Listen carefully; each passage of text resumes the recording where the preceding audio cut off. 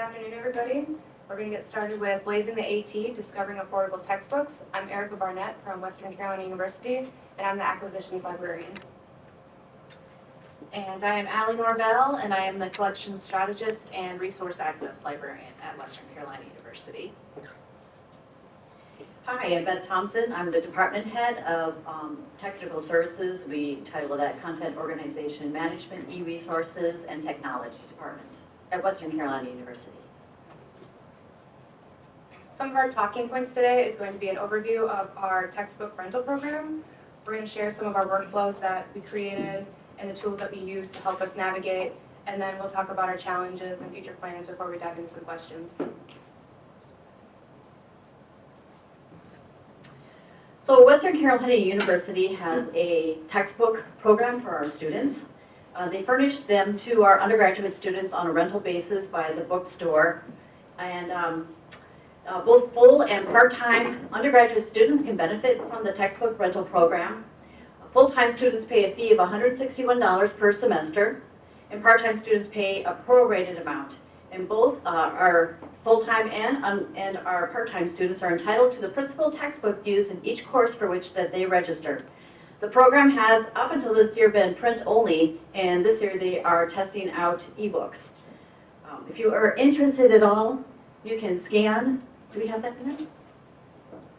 There we go. If you're interested in it, you can scan the QR code, and that has a little bit more information on our bookstore's textbook program.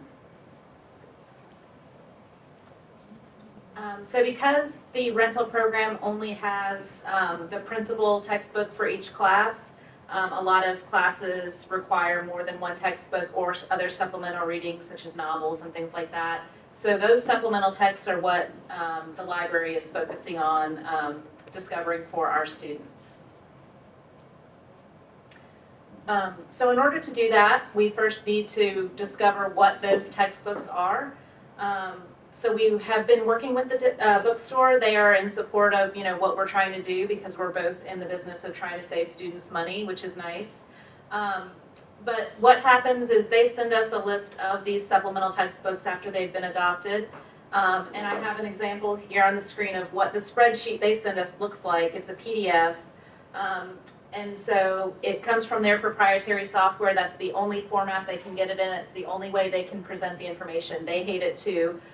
So one of our things we had to do was figure out how to get that information into a usable format. I'm new, I just started in May, and for me the easiest thing to do was just to copy and paste those ISBNs, the course IDs and the instructor names into a spreadsheet myself. So I would do that and then I would hand it off to Beth for the next part. So one of the things that we tried to do is to be able to find these resources to see if we had holdings on them in our catalog. And so I used a tool called MatchMarc. It's a free OCLC WorldCat batch search and retrieval tool that operates completely within the Google Sheets environment as an add-on and requires an OCLC membership. So using our OCLC API key and then a list of the ISBNs that Allie provided, I'm able to use a really quick batch search and search our catalog. We also share our catalog with 2 other libraries in a consortium, and I can search theirs. And so we can find what holdings we have on print resources between the 3 schools in our consortium, but I can also pull up OCLC record numbers of items that we do not hold, and then I can share them with Erica, who then does the next step. So in order to get the titles that we do want, that we don't already have, I go ahead and take all those ISBNs that aren't in our holdings, and I use GOBI to create a search folder quickly, and it will spit out ISBNs that are not in GOBI, but I can use VLOOKUP in Excel to figure out which ones were not available, and then I'm able to also use VLOOKUP to pull that information that I got from GOBI on pricing the different models that I can then share to our liaisons if they want to consider that for purchase.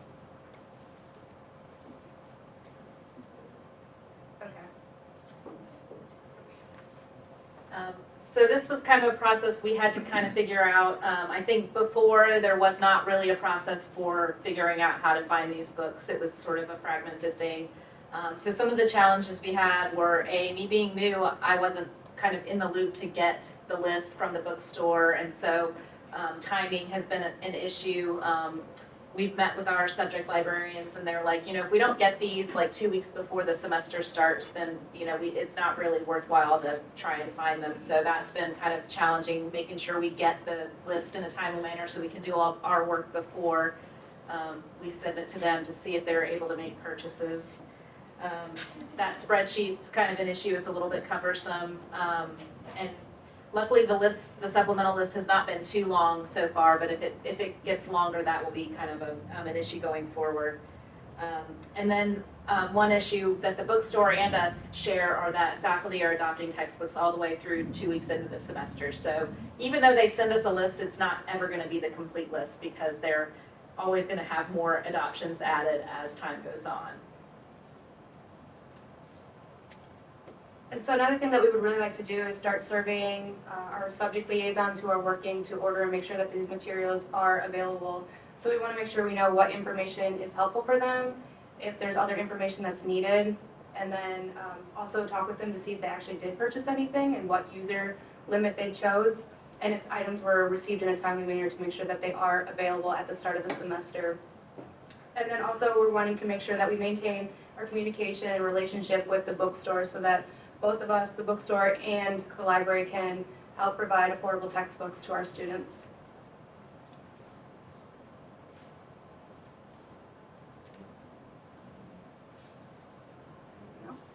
Yeah.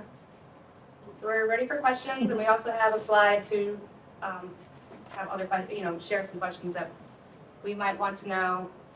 You all have anything that you would want to share with us if you've experienced any textbooks? Is your store Barnes & Noble? Is it a Follett? No. It's an in-house, I believe. It's an independent store? Who's your primary audience when you're marketing the service? Do you target the faculty, or do you target the students? Or do you hit both? Marketing hasn't been a big part of it yet. We do hope to start, having a link on the bookstore's website for students to access it. So I think marketing it to both the bookstore and the students would probably be our best bet so that both parties know that it is available to our students.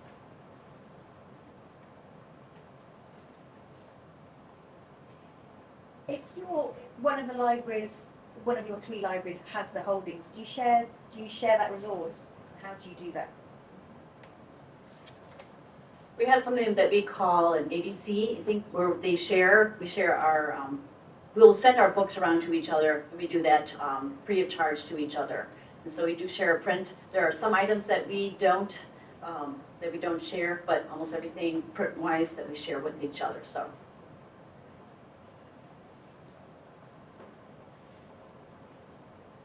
Any other questions?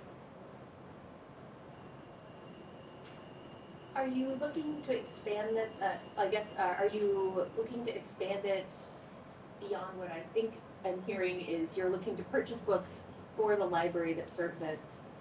So my question is, are you also looking to expand it to do like inclusive access partnerships where students can get their own copies of the books with, I don't know, like Bible Source and all the other providers? Or are you looking to just keep it in the library? That's a good question. Yeah, I think right now we're looking to keep it in the library. So as long as the rental program is still going strong, we're not sure how long it will last in the current textbook cost environment, but I think right now we're trying to keep things within the library, but if they're available electronically, then that would be, and it's available with like unlimited access, then that would be awesome if we can purchase it that way. And I think, oh, go ahead. You mentioned that most of it is print books, is that what? Are you looking, and you said you're looking for electronic as well, is this mostly you looking at GOBI to acquire books, or if you're looking at other formats as acquisition? I usually use GOBI, and I actually have been doing the e-format so that it can be available unlimited, one user, however many is available at that time. We might want to reshare the slide that had the QR code because many people came in a little bit later. So anybody that wanted to grab that QR code. And this is related to more information about our textbook rental program that's created unique to Western.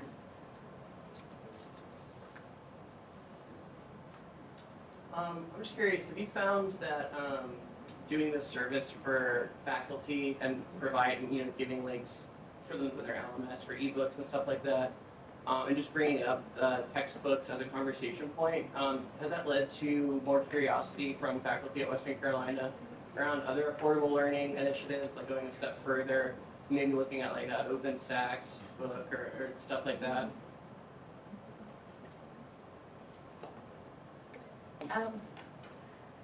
So I think a little bit, I think we want to make sure faculty know that we're doing this, so we want to do that a little bit better marketing with that, and we're relying on our subject librarians to help us with that. But I know they are using our resources, and so one of the other challenges that we've had are if they discover just a resource on their own through one of our package deals, and maybe those books like get dropped by the vendor, then suddenly they're not available and we don't necessarily know they were using it, so we didn't know to purchase it. We've had a few of those type issues, but I think they know that, to use the library, and they know they are looking for things. And I think a lot, just like readings throughout the semester, not necessarily textbook type things. I know they use a lot of those type things.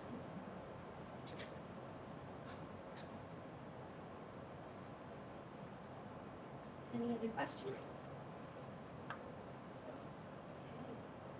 We still have 13 minutes reserved for your time. If there's anything else you want to share. Well, I was just going to say one thing that Western Carolina University does that also helps benefit our students is they are an NC Prom school. So I don't know if anyone is familiar with that, but it's a statewide initiative that significantly reduces student tuition costs to $500 per semester for in-state students and $2,500 per semester for out-of-state undergraduate students. So the university is doing a lot, and we're hoping to help encourage that. We're also in kind of a lower income level area of the state, but any student can come to our university. So it's we think it's really great the different initiatives that the university has done to help make affordability for our students. We have a question here. Sorry, I can't really see you. Do you have any books that are adopted that are publisher only rental fleet books for which there are no things that can be purchased, and how do you handle that if you do? We don't have a solution for that. It's usually just we have to return the answer like it's not available. It's hard. We can't get it. That's when we might rely on our liaisons to kind of see what specifically they're looking for and to help them maybe find another resource that we can make available widely to our students. I think so. Okay. So there is no solution except for faculty change. For us, that's correct. Yeah. Thank you. And one of the things that I've marked on that the links to this, it also talks about some of the issues that the bookstore actually still has because of the electronic access that go along with some of the print books, the print textbooks. Sometimes that part makes it really difficult for them too. So they also have a lot of issues sometimes with some of those textbook rentals for the students. I have a question. You have a question? I also have a question for you all. You can go ahead. Do you include donated textbooks? Well, I know that they're used. Yeah. If we make them part of the collection, then yeah, we would. Is anybody currently using Bible Source?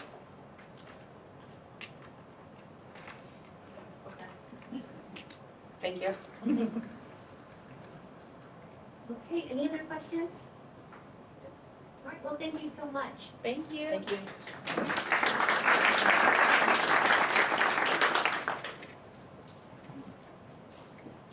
And while they're getting started, you all wanted to shift around. I know some people kind of came in a little later and sat at the back. Feel free to move forward. Just watch out for the cameras.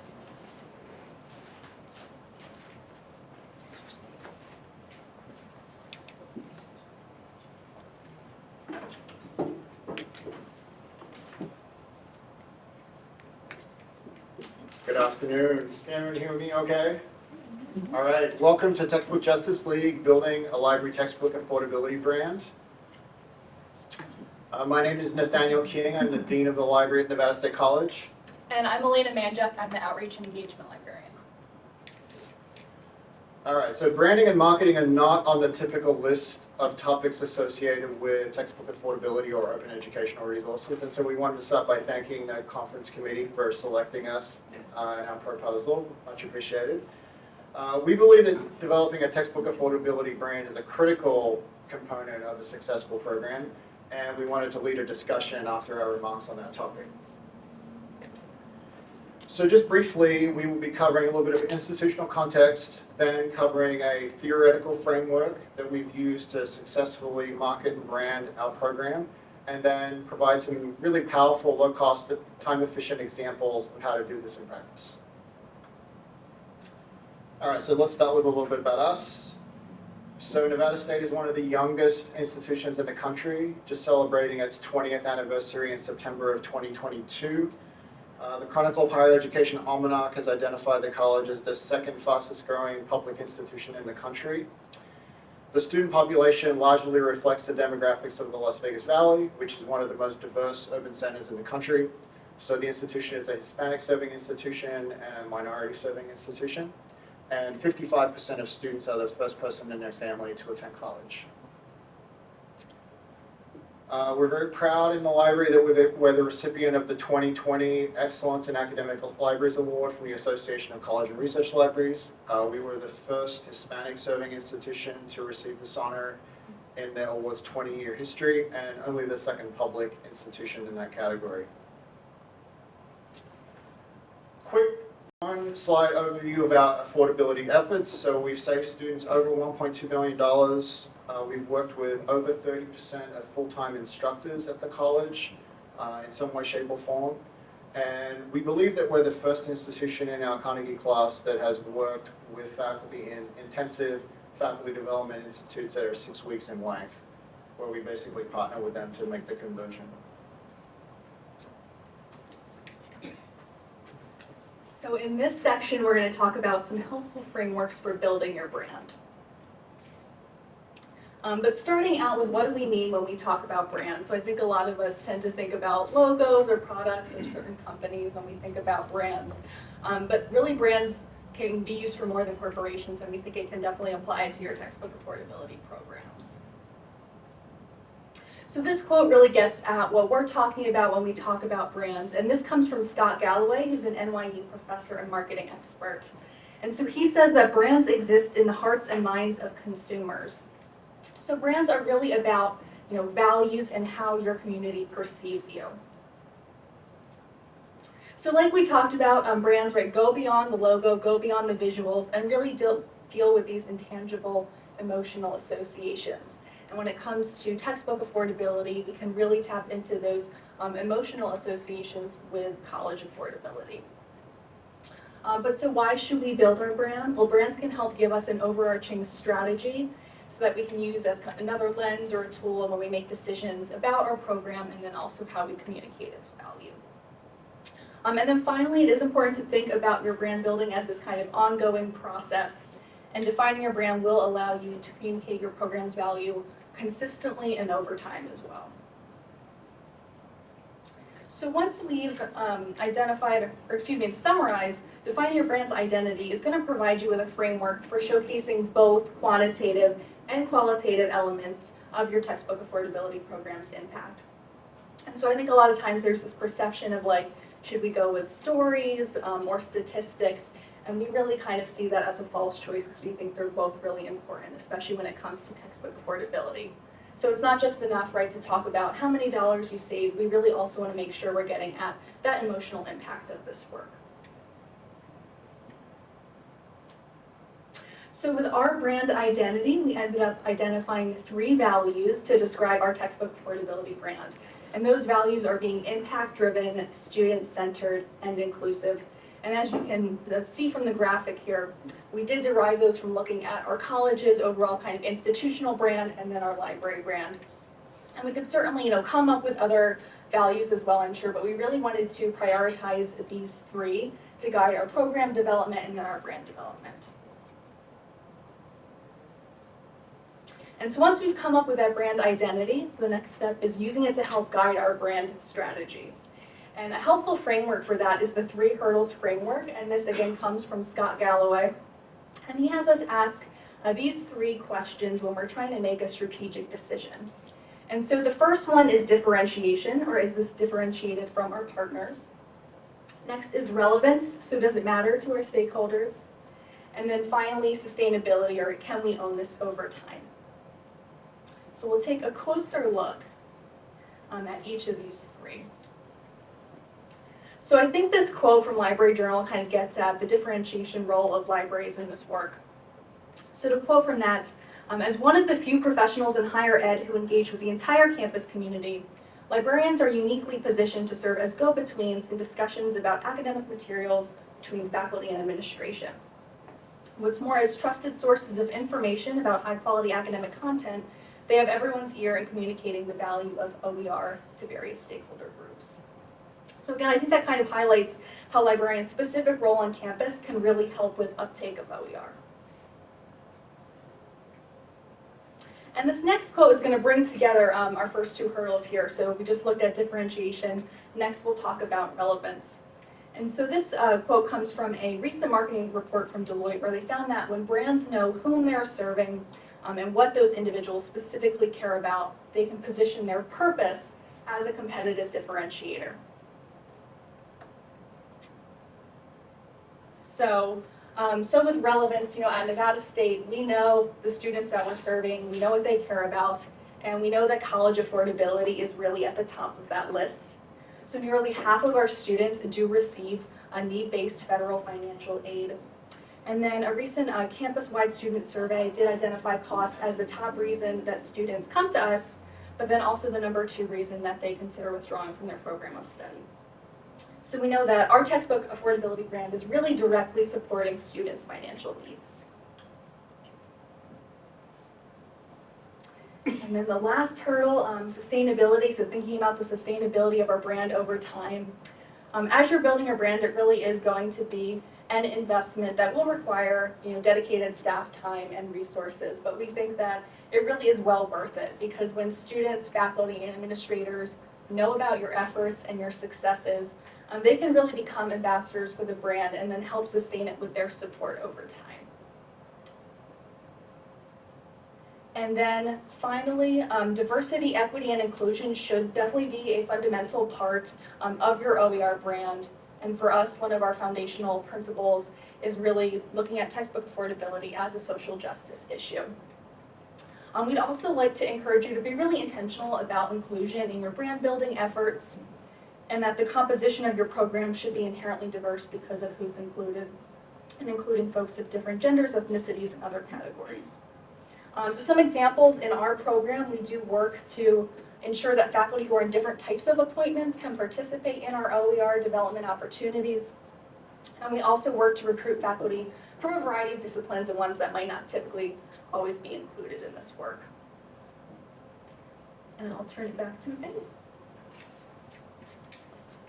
All right, thanks so much.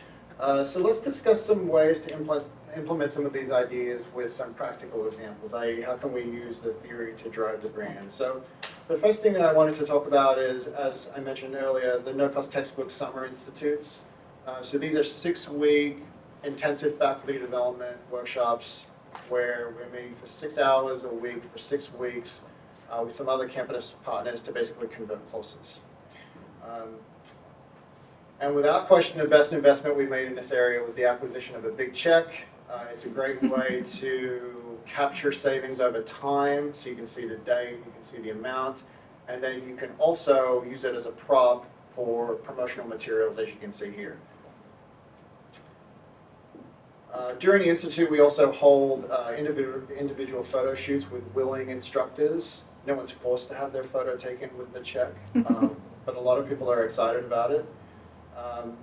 Our instructors are typically very proud of participating in this faculty development, and they'll actually put photos of these images on their office doors. They'll include them in their annual self-evaluations.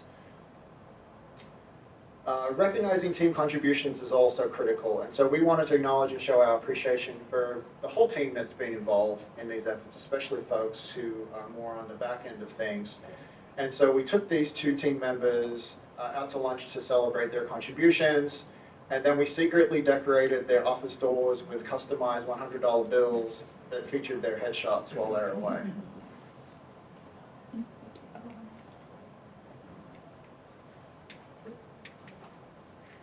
So in this section, I'm going to talk about how we integrated some of these brand principles into some of our campus events and traditions.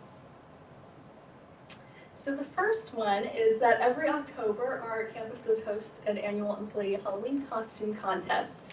And so our employees from different departments and disciplines try to come up with the best group costume. And in the library, we do have a reputation for kind of going all in on this. So in 2019, we assembled for the first time the Textbook Justice League, which you can see here, which was obviously just a fun way to spread the word about this textbook affordability work that we're doing, and also make that connection to social justice in the title as well. And our campus photographer, who's really great, even was willing to do a photo shoot with us. That's where we got some really nice high quality images here. And take a look at, and we did find some creative ways as well, I should mention, to use the photos, so including in things like our annual holiday card the next year. And we've got some great close-ups as well. And so this whole effort really did relate to our brand value of inclusion, because the entire library team was a part of this, and everyone, I think, kind of embraced it and found some really creative ways to express the theme. So I don't know how well you can see in these photos, but some highlights would be Cyborg has a Kindle here with, it's labeled as a no-cost textbook. And then one of our staff members, who's actually a student at Nevada State as well, she used Aquaman's kind of signature trident to spear some little books there, they say, 2 expensive textbooks on them.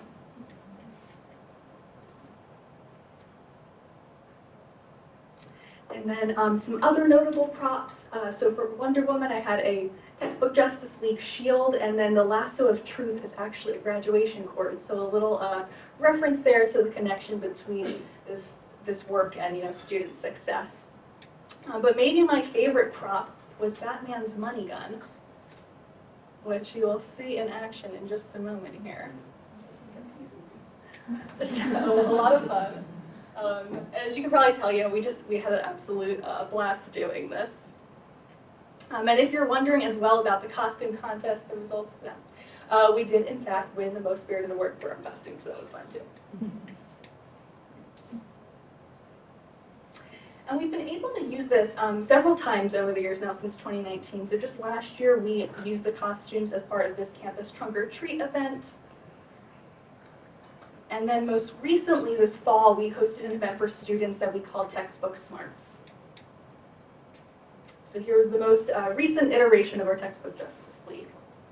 Again, this was another event that really did include the entire library team, and it was held as part of our college's official Welcome Week programming, and what was nice about that is it really helped us reach even more students because of how widely promoted those events are.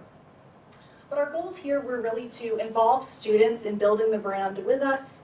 We wanted to communicate our empathy for students and these financial obstacles that they face, while also raising awareness of this work that we do in the library around textbook affordability, and specifically a special milestone that we had reached in student savings.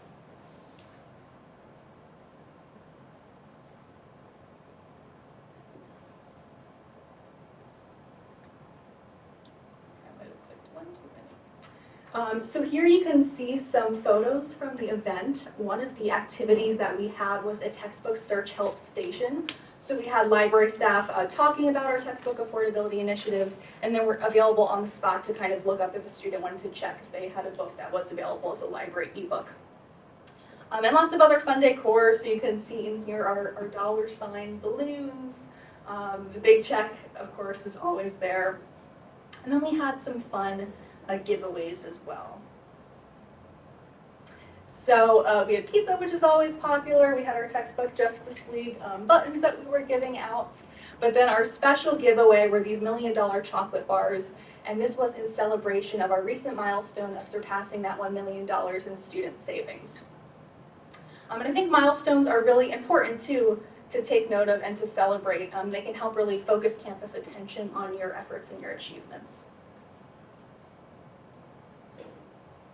So we got really great feedback from students on this event. They were appreciative of the information about what the library is doing to help with textbook costs, and did appreciate in some cases when we were able to look up their books and find them for them.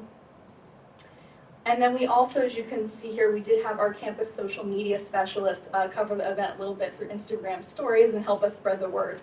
So by the end of the event, we had reached over 100 students, which for us was a really great turnout.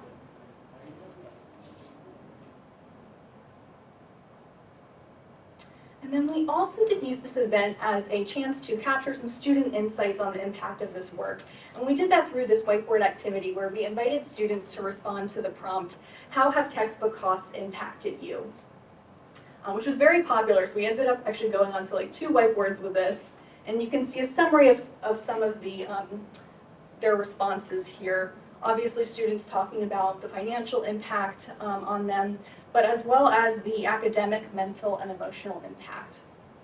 So some of them did share stories about, times when textbook costs were a barrier to taking the classes they wanted to take, or maybe they did go ahead and take the class, but then they were, quote, challenged to learn without the lecture materials.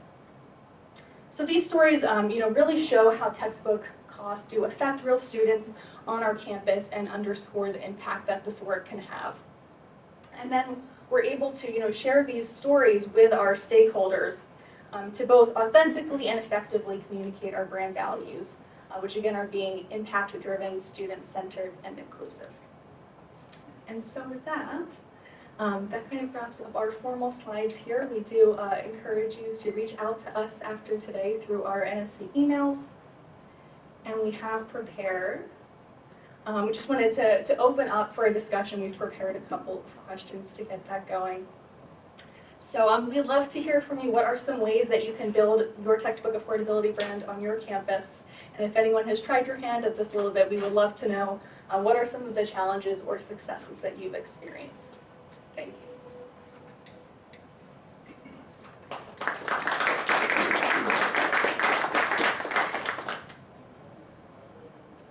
We have just over 7 minutes left. Any questions? There's a question back here. I have a question. I'm not challenging your number of student savings. I just want to know how you figured it out so that I can do the same thing. So how did you come up with your $1.2 million in student savings? Yeah, so I can't see you. Maybe you can look at me in the mirror. Beautiful pose. So that's a really complicated answer that is going to take longer than 7 minutes, unfortunately, but I'd be happy to talk to you after about that. I would say that it basically involves tracking sections, because we do this at a section level in a spreadsheet, and then keeping tabs on when those sections are offered again. So it's a very complicated undertaking.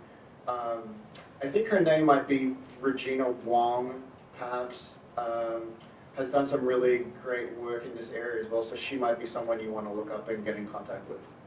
Thank you. Yep. Good question. So when you work with faculty to determine which textbooks that you're going to purchase, and do you purchase every textbook for every course that the college offers, or?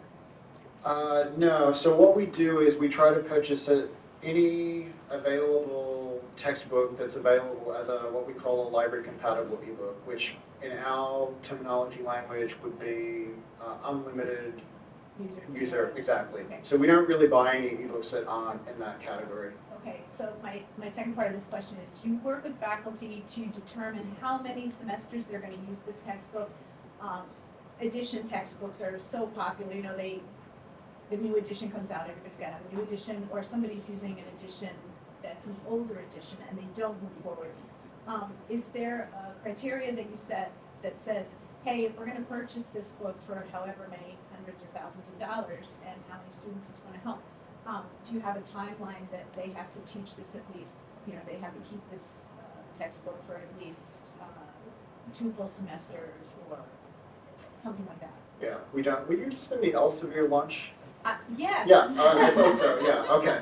So I was just trying to remember your context. So we don't, and the simple reason is, as you mentioned during lunch, there's a lot of inertia around changing materials. And so I think that for faculty who are interested in going with an option like this, they're already above the mean as far as their ability to change and make adjustments. And so I don't think it's something that, and also remember from their perspective, if they're moving away from a freely available resource for students to something that they would have to pay for, I think that would be a really, they would be very reluctant to do that.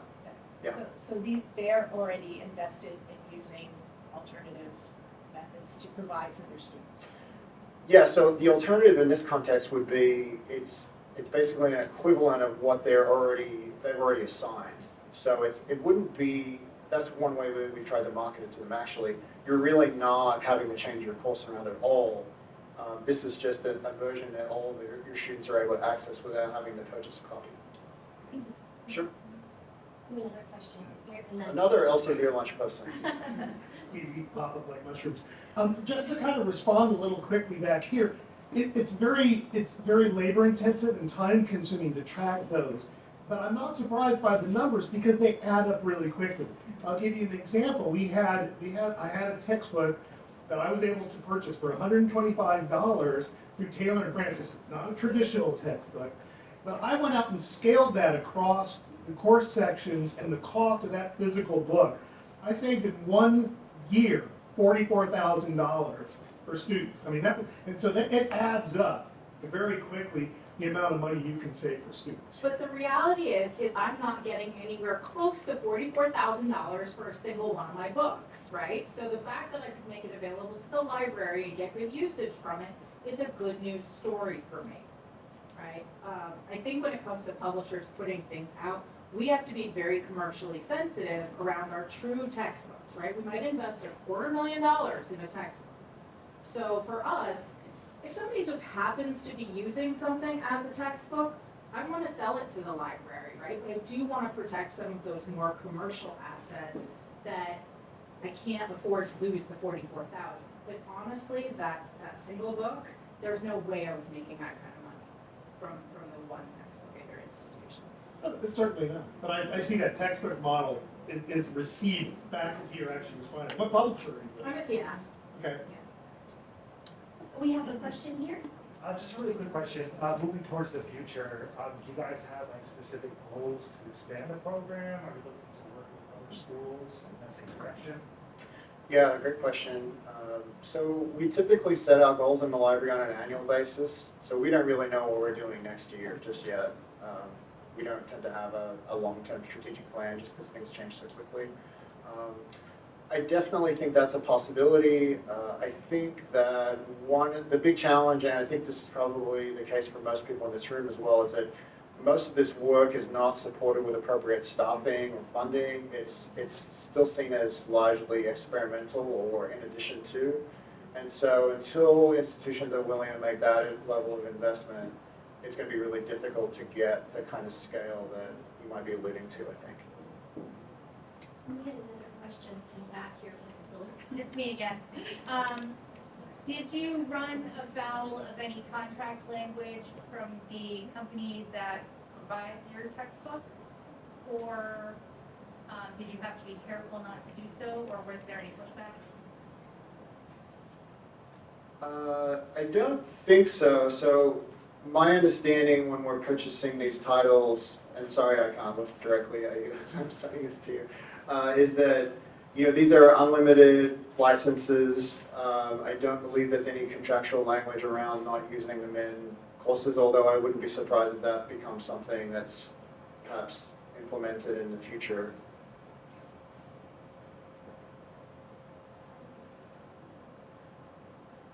How did you start budgeting for this? Did you set aside funds for the first year? And then how did that go? Or I'm just curious about that side of it. Yeah, so there's really, this might not be the thrust of your question, but we do stipend faculty to make these adoptions because it is a significant amount of work. It's been alluded to in other sessions to actually make these conversions. And so we do pay them $3,000 for that 6-week commitment. There's an expectation that they would do work outside of the institute to make those conversions, but they work with faculty in the library to make those conversions too, so they do get a fair amount of help in doing that. So that's the first piece that I would say. As far as the library compatible ebooks, we've just figured out a way to make it work. So we were one of the first libraries that went all DDA like several years ago with our collection, and that didn't end up working out well for us, like a lot of other libraries. But we do have a relatively healthy, one-time collection budget, and so we're able to absorb these costs. It's never been something that we've been concerned about or felt like we had to budget separately for. We're not building collections at Nevada State, so we're a teaching-focused institution. Any other questions, or anyone want to share challenges, successes? Anything that you all want to share that maybe you need to speak to? Okay, well, we're wrapping up early. Thank you so much. Thank you all. Thank you.